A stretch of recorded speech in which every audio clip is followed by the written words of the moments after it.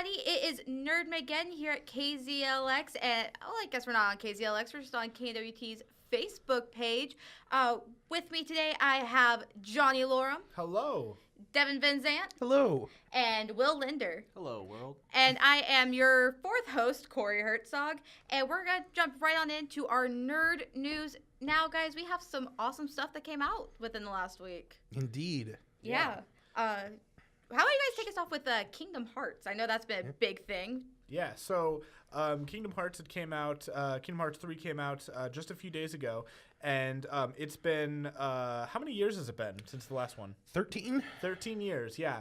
I remember... Not since the last Kingdom Hearts, No. but since 2. Yeah, they like to come out with a million spin-offs before coming out with a new core game, which the fans loved that they did that. Absolutely loved that. Definitely weren't mad about it. I'm sensing that's a bit of sarcasm. Oh, Johnny. yeah, definitely sarcasm.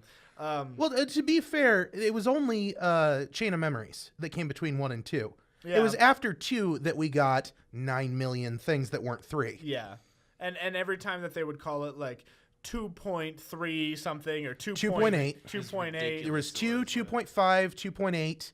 I want to say there's another one in there. And there's like a 1.5 and There was those a were 2.99. Well, those were the collections. Yeah. So 1.5 was like 1 Chain of Memories and Dream Drop Distance, I think. Okay. Yes. And then 2.5 was 2 and a bunch of the ones related to 2. And then 2.8 was like Aqua's stuff and all the weird ancillary things. Yeah. Yeah, I'm glad that it's out. I haven't played it myself yet. I just know that it's a really big deal. I would have it if it was out on Switch, because I only have a Switch because I'm a Nintendork. But yeah, I haven't gotten to enjoy it yet myself. We know you love Nintendo. I do. Yeah. I have been looking at some stuff online. I've been furiously scrubbing through like 16 hours of cutscenes. Ooh. That sounds about right. Yeah, no, it does sound about right, doesn't it? Sounds like a Kingdom Hearts game. Yeah. I'll tell you that 90% of it doesn't matter or make any sense. Yeah, everything related to Disney World. I'm frustrated with Sora as a character. Of course. Yeah. Why are you frustrated? Okay, so here is literally every cutscene in the game. Something happens. Something bad. Bad guy shows up. Whatever.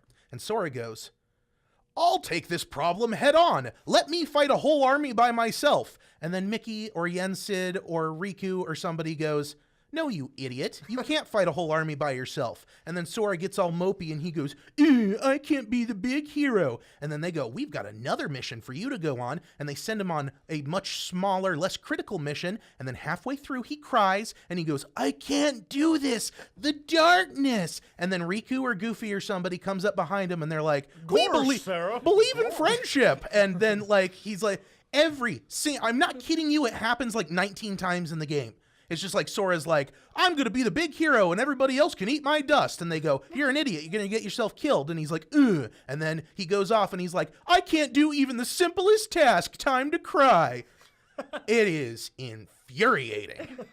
But from what I've seen, the game is beautiful. It looks very, very good. The combat, which is a big sticking point for people, looks, and I haven't played it, so I wouldn't know. It looks as good as 2, if not better. Okay. It looks very snappy. It looks very well done. There's a lot of cool, what do they call them? Materia and special ability. All the Keyblades have like special abilities now.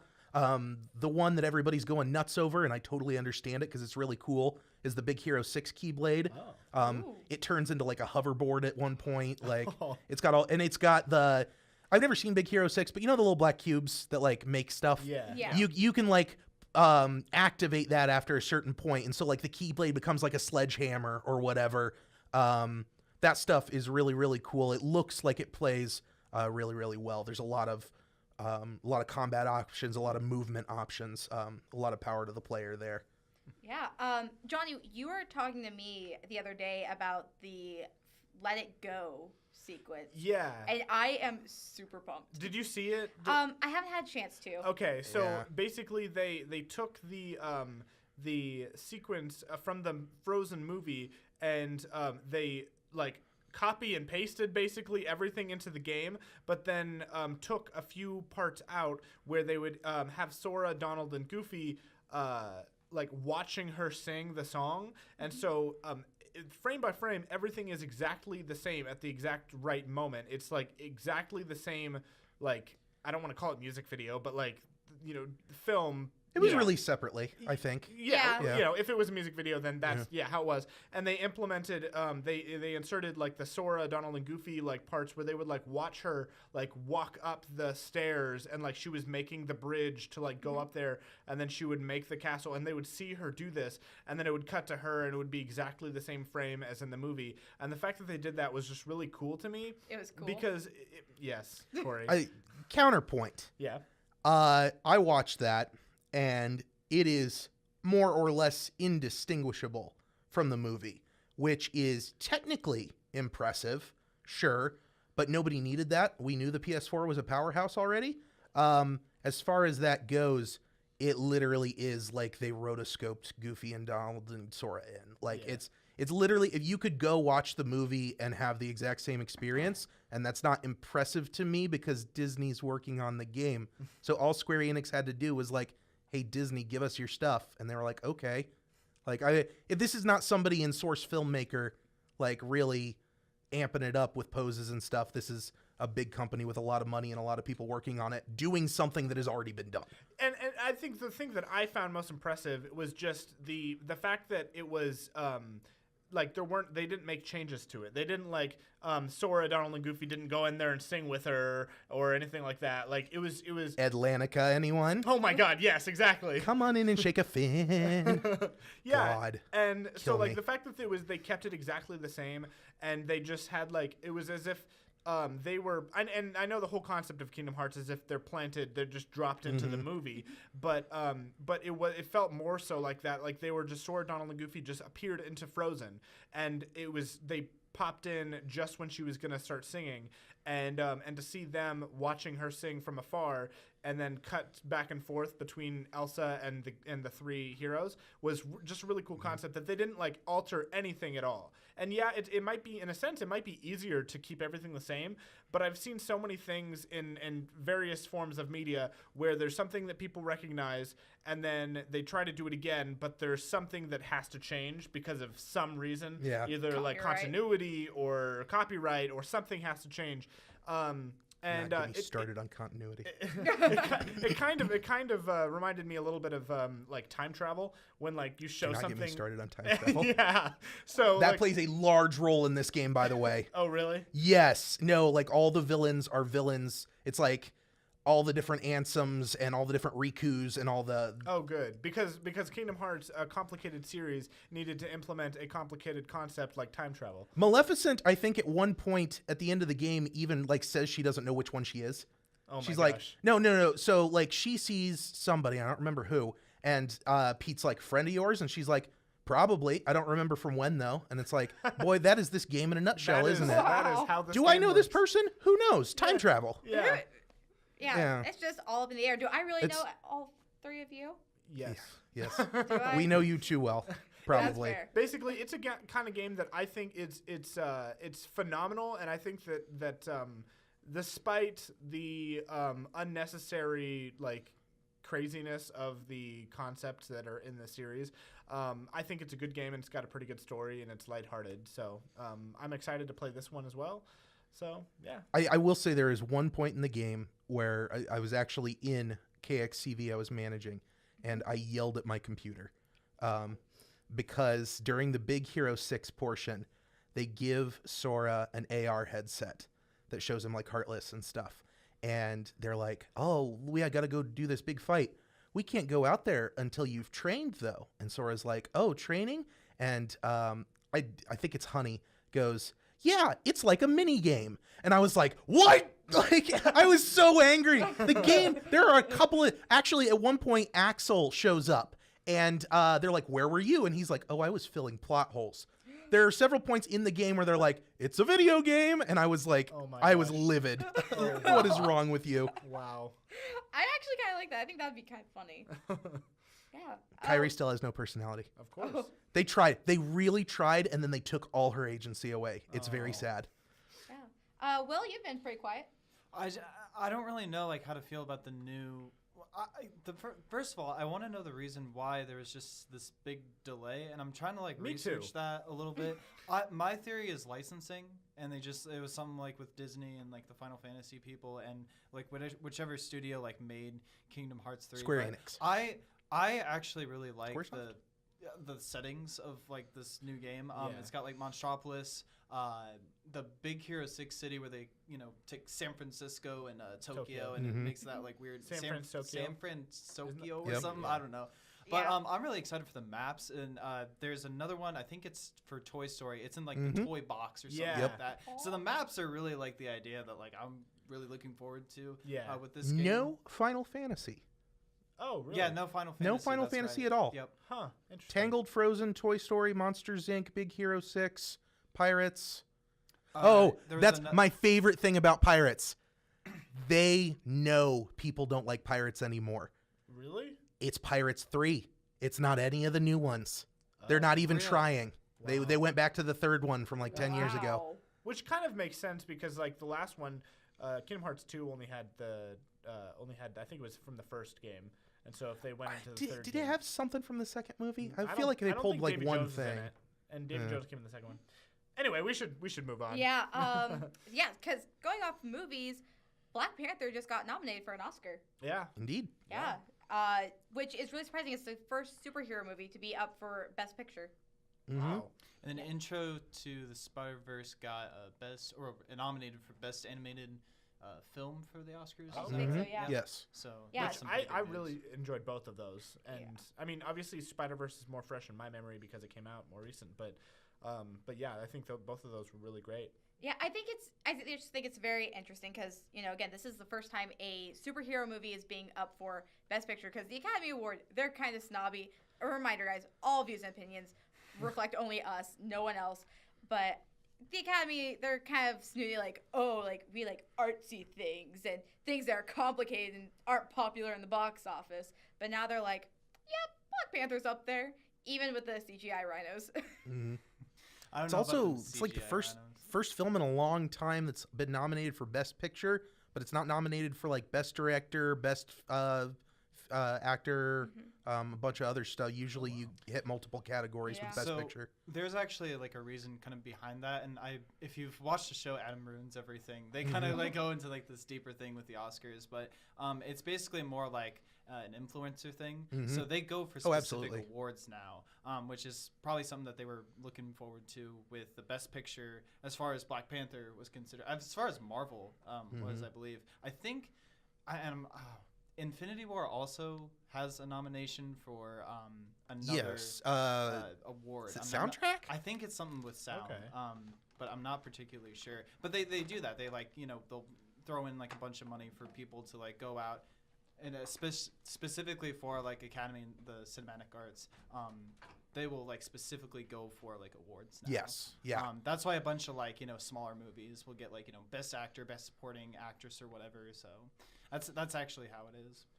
Yeah, something I really appreciated about Spider-Verse and kind of why I hope it wins is that even though the entire thing is animated on twos, which basically, so back in the day when you used to hand draw animation, at one point the studios were like, oh, it's way cheaper and easier because basically what you have with animation is you have like an animation director, and he draws like thumbnails and like plots out all the scenes and storyboards and stuff.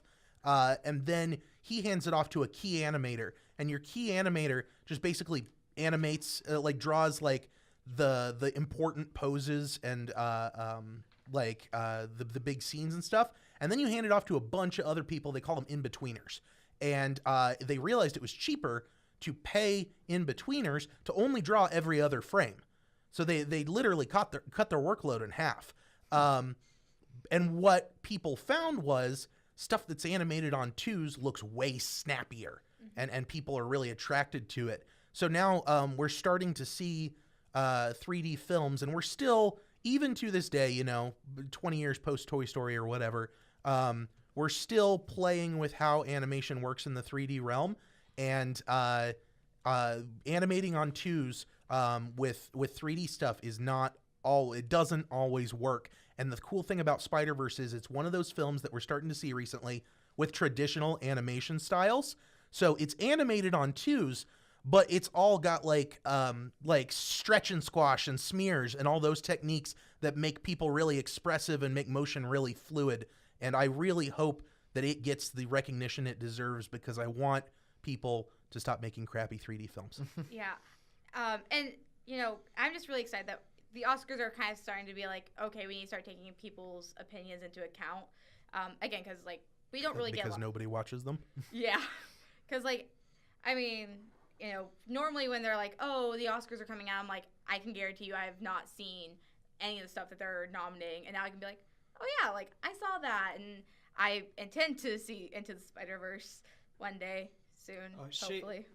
Last year's winner, Shape of Water, in my opinion, it was just like, no, this is not like a good film. I'm sorry. Like, Guillermo del Toro was the director, I think, and you know, phenomenal director, phenomenal writer and producer. Not his best film at all. Like, it doesn't even come close. So it's a money game. It's really just like how you manage the reviewers and stuff. Yeah. So. Sure.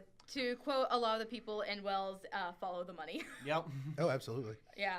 But let's move on, guys. Dragon Ball. Devin, you had some stuff that you were about to say. So Bandai dropped a whole bunch of stuff on us this week. Oh, just one thing. Going back to Kingdom Hearts, the extra ending comes out today. I believe it's today. Okay. There's an ending to the game that did not get added until today. Huh. Bandai dropped a whole bunch of stuff on us this week. So first thing is Season 2 of Fighters DLC. They announced 6 new characters, which is par for the course with the season. And they dropped this week. Like, they're already out. They dropped the trailer like 5 days before they came out or something. It was really quick. So we've got Jiren, who is basically... he's from the Universe Survival Tournament. There are 12 universes in Dragon Ball, and they all fight at one point. And his universe, their team of 10 people, is essentially a parody of the Justice League. So he is Superman. He has sort of a Batman origin story, but he is basically, they wanted to settle this Goku versus Superman debate, which you could check out my argument on Nerd Central, and I am absolutely right, and everyone else is wrong. But they were like, we want to settle like this Superman versus Goku debate. Let's make Superman. Yeah, Jiren, his theme song, Sumitomo composed a theme song that is like a parody of the old da da da da da da da da, the John Williams Superman. Hi, Dad. So we've got like Jiren, who is basically Superman. We got Videl, Gohan's wife. She's another one of those tag team characters, 18 in the game. She can pull in 17 for like combo moves and stuff. So Videl and Great Saiyaman got added. And then they announced 2 characters ahead of time, which is weird for them. So we know the 2 characters that came out this week, and we know that there are 2 more, and we don't know who they are. But then the last round will be Wrathful Broly from the movie, and then Super Saiyan Blue Gogeta. In addition, the same day, they dropped a trailer for a new Dragon Ball game, Project Z, which is going to be an action RPG, not unlike Kingdom Hearts. And that's going to be interesting because the last 3D console action RPG Dragon Ball that was like truly an action RPG instead of Ultimate Tenkaichi, I think it was Dragon Ball Z Sagas, which is like widely regarded as one of the worst games of all time. Wow. People hate that game. But this one looks really, really cool. The animation looks beautiful. They've just dropped a teaser, so it's all like pre-rendered stuff, just like flashes. But I'm excited to see what the heck this is, because it's not a Xenoverse game. It's not a traditional side-scroller fighter like Fighters. I don't know what this is. But I have been kind of itching for an action RPG Dragon Ball game, so I'm excited for that. And then finally, Jump Force had its open beta the last week or so. I hear people are having trouble getting into servers, and they're pretty upset.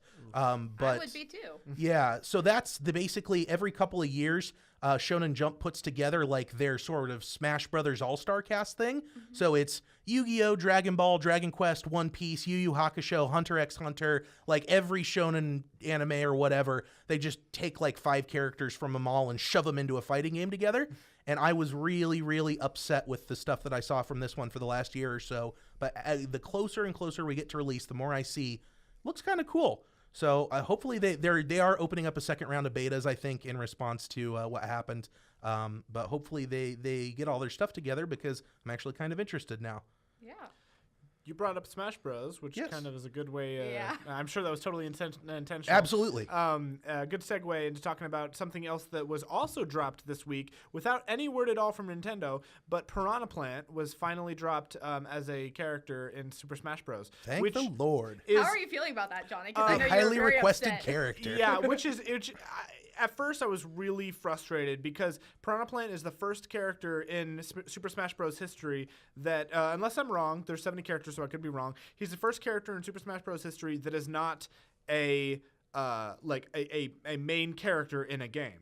Okay. And he's a baddie. He's not just a bad. He's not a good. It's not about good or bad guy, but he's not a main character in any kind of game, in any kind of way. And so it's really interesting that they added him in. He is, a lot of the creators of the game said that this was not a fan choice. Obviously, it was a creator choice. And I'm glad, in a sense, I'm glad that the creators are making characters that they want to make, because if it was all for fans, then everyone would be upset because nobody would get the character that they want. Absolutely. Banjo. We know. Waluigi. We know. Why Piranha Plant and not Waluigi? Like, Piranha Plant could have been part of his. It would have been part of his moveset. Yeah, Piranha Plant easily would have been a part of Waluigi's moveset. But also they made Duck Hunt, which is, I'm just trying to screw with us. Banjo-Kazooie. No. Duck Hunt is actually a really, really fun and good character. Duck to Hunt play. is amazing, I will argue and that. and everywhere I have no there's a idea lot what of you're people talking that say Duck Hunt like could be a different skin of Banjo, but I'm like, their concept is the same. Their moveset is totally different. Yeah. No, Oh, I for sure. disagree. I think that Duck Hunt is personally like one of my favorites to play. Honestly, like just with Ultimate though. Yeah. Because he does like the thing where you throw the frisbee and like the Oh, little yeah. cans and stuff like that, and they explode. Yeah. That's like a pretty cool move, honestly. And Piranha Plant, he has this he kind of like that. The frisbee, he has this ball that he throws up and not. Oh, he throws has up, the but little spike ball? Yeah, spike like the balls, seed pod. Yeah, Or whatever. He can blow it up in the air and it'll go up and down, and then he determines how far it's gonna move. He's got a poison gas. He's got one of the best recoveries in the game. Really? Yeah, which He's is in a surprising. pot. He's in a pot. Yeah, but he spins his leaves like a propeller, and then he just he does this kind of thing where it's he's very top heavy, and so when he moves, he kind of moves like this.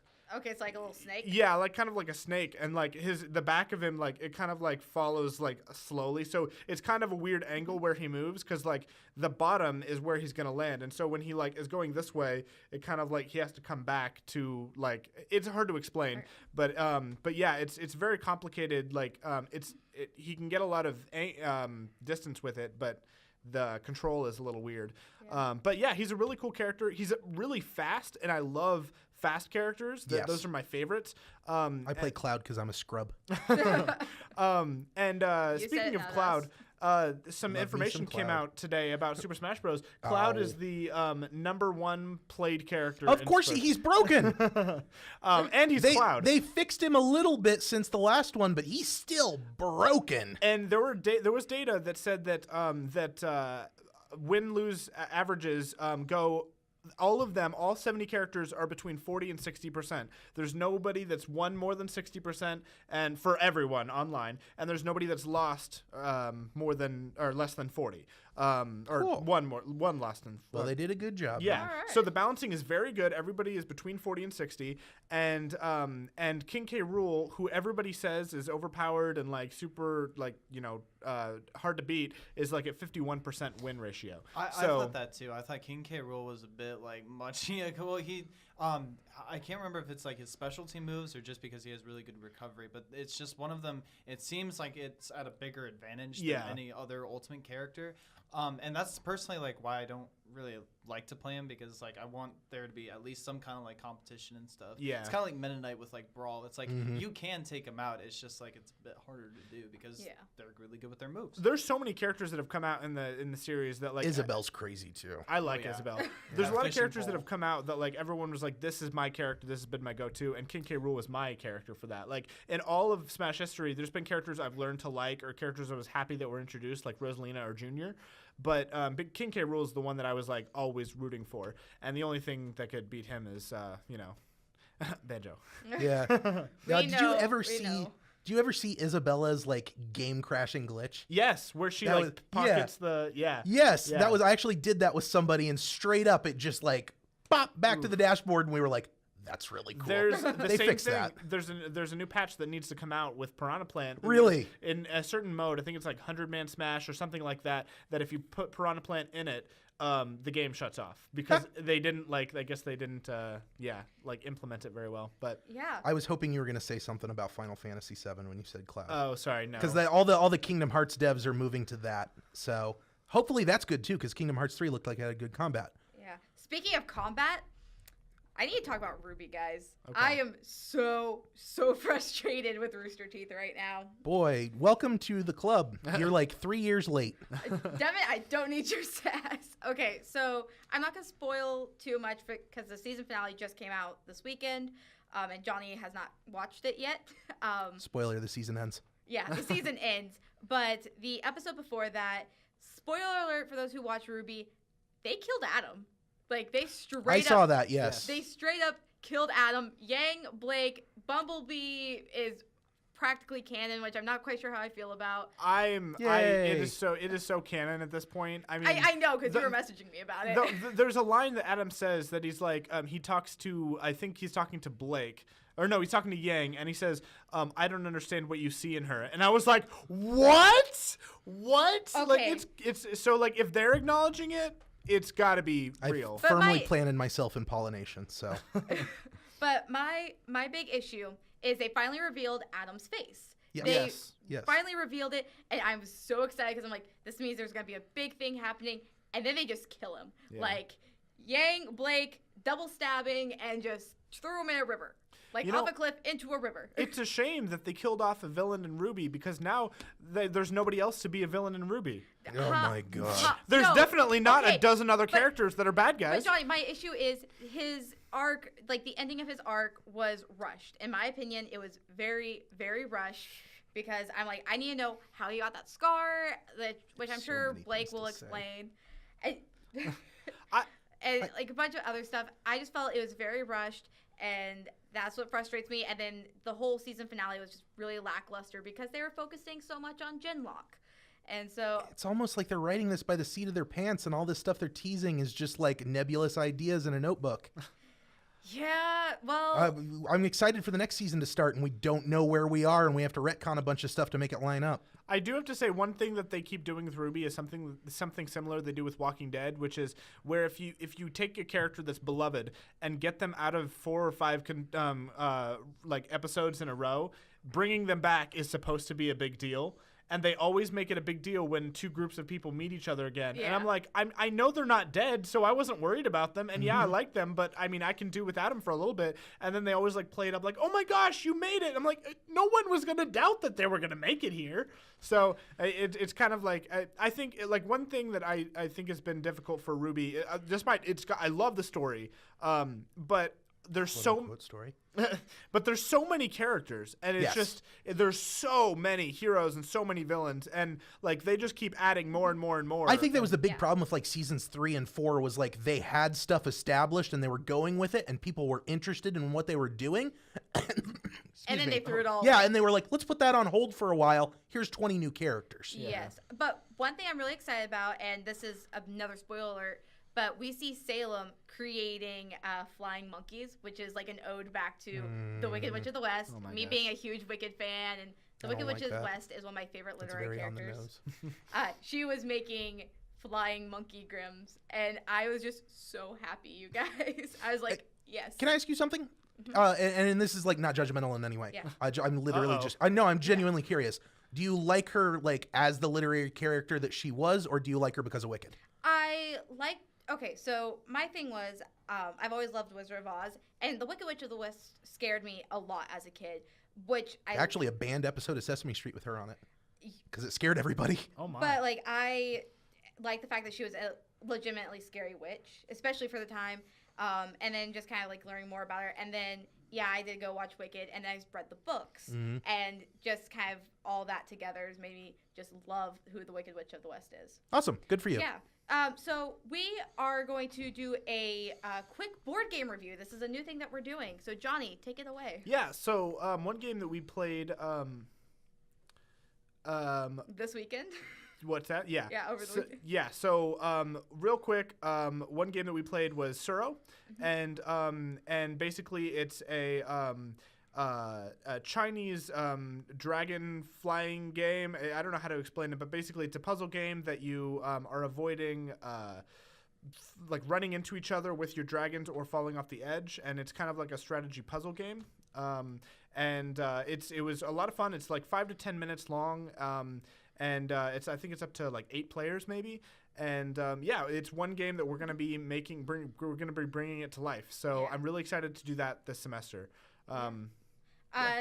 Devin, give your little review real quick. Yeah, no, it's very similar to a game that I play by myself a lot, and I like it. I like the multiplayer aspect of it. It makes it a little more interesting, and it's easy to understand, but it's a fun puzzle game. Yeah. Will? I think there's like a lot of adaptations of Zero that just maybe it's just like an old like Chinese board game. Maybe it's just very new. But I think I've played very similar games to this. So with that being said, it's really easy to pick up. I beat you guys once, so Yes. like that's I'm pretty still neat. salty. I beat you guys, and I beat Johnny in a board game, and that's a pretty big deal. So I'm a fan. And I guess we'll do like reviews later as far as ratings go. Yeah. So. I thoroughly enjoyed it. I had a great time playing it when you guys first introduced it to me. Well, Johnny, I say guys because Eli's in the studio. But when Johnny first introduced it to me, loved it. Loved introducing it kind of to you guys. Kind of, not really. Because you lost. Yeah, we don't need to talk about that. But that has been our nerd news now. That has been our board game review. You all nerd it here first. You can check us out on KNWT Channel 8 in case you missed any of this. And we will be right back.